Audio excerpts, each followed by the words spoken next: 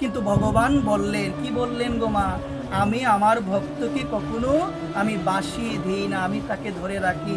একদিন যশোমতী মা আমার যমুনা দেবীকে আরতি করবেন, ব্রজবাসী সব মা এবং আমার কি মা সবাই বলো যশোদা মা আজকে আরতি করবেন। সবাই মন দিয়ে শুনেন মা, কথাগুলো একটু ধ্যানপূর্বক শুনেন।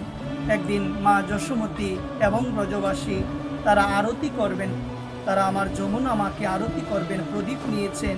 কিন্তু এদিকে গোপাল দেখলো মা জানি কোথায় যাচ্ছে, মায়ের কাছে গিয়ে বাইনা ধরলো, মা তুমি কোথায় যাচ্ছ, আমাকে নিয়ে যাও। মা বলছে, তোর মতো চোরকে আমি নিয়ে কোথায় যাব, তুই যেখানেই যাবি সেখান থেকে চুরি করে নিয়ে আসবি। কিন্তু গোপাল আমার বাইনা ধরলো, গোপাল আমার বাইনা ধরলো, কি বাইনা, মা আমাকে নিতেই হবে। আজকে গোপালকে সাজিয়ে নিয়ে গেল। এদিকে তারা যমুনায় গিয়ে খুব সুন্দরভাবে মা যমুনাকে প্রণাম জানিয়েছে, খুব সুন্দরভাবে আরতি করেছে। আরতি করার পরে না মা সেই প্রদীপগুলো জলে ভাসিয়ে দিয়ে তারা চোখ বন্ধ করে প্রণাম করছেন। এদিকে গোপাল যমুনার জলে নেমে বলছেন, তোমরা কোথায় চলে যাচ্ছ? প্রদীপকে ডাকছেন, আজকে বলছেন যারা আমার চরণে শরণ নেই আমি তো তাদের বাসতে দিতে পারি না। আজকে ডাকছেন, কাকি ডাকছেন গো গোপাল, গোপাল আজকে ডাকছেন সেই প্রদীপগুলোকে। ডাকার পরে কিছু প্রদীপ বিপরীত স্রোতে আবার গোপালের দিকে আসলো, কিছু প্রদীপ আবার বেশে চলে গেল। এদিকে কিছু প্রদীপ আসার পরে নিজের আঁচলের পুটলির মধ্যে গোপাল বেঁধে রেখেছে। বেঁধে রাখার পরে এদিকে তারা চোখ খুললো, আবার প্রণাম দিল, চলে যাবেন।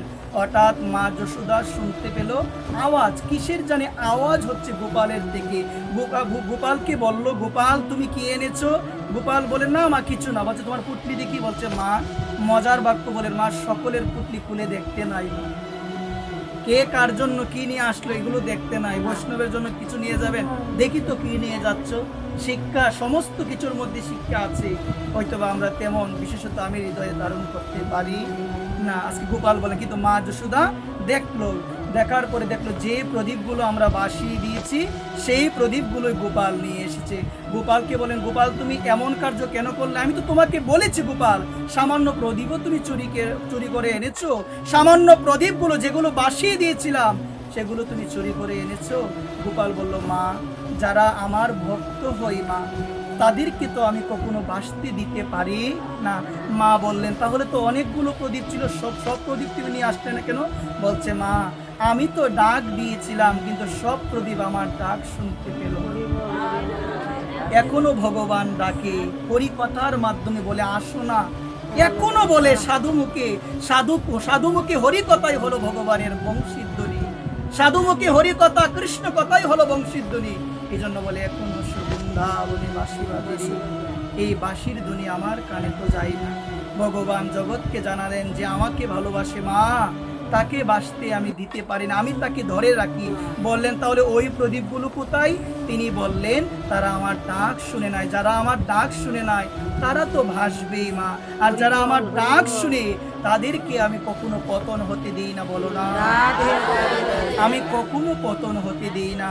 এই জন্য সুধীবৃন্দ, এই সংসার চক্রে আমরা যারা এসেছি আমরা তো বাসছি, সংসার নামক সাগরের মধ্যে আমরাও প্রতিনিয়ত বাসছি। কিন্তু আমরা যদি একবার মন থেকে মা, শুধু লোক দেখানোর জন্য নয় মা, মন থেকে যদি হরিকে ভালোবাসতে পারি, হ্যাঁ হরিকে যদি স্মরণ করতে পারি, হরি আমাদের কখনো পতন হতে দিবে, কখনোই দিবে না। এই জন্য আসুন, আমরা এখনো যে সময় আছে মা, আমরা যেন হরিকে ভালোবাসতে পারি।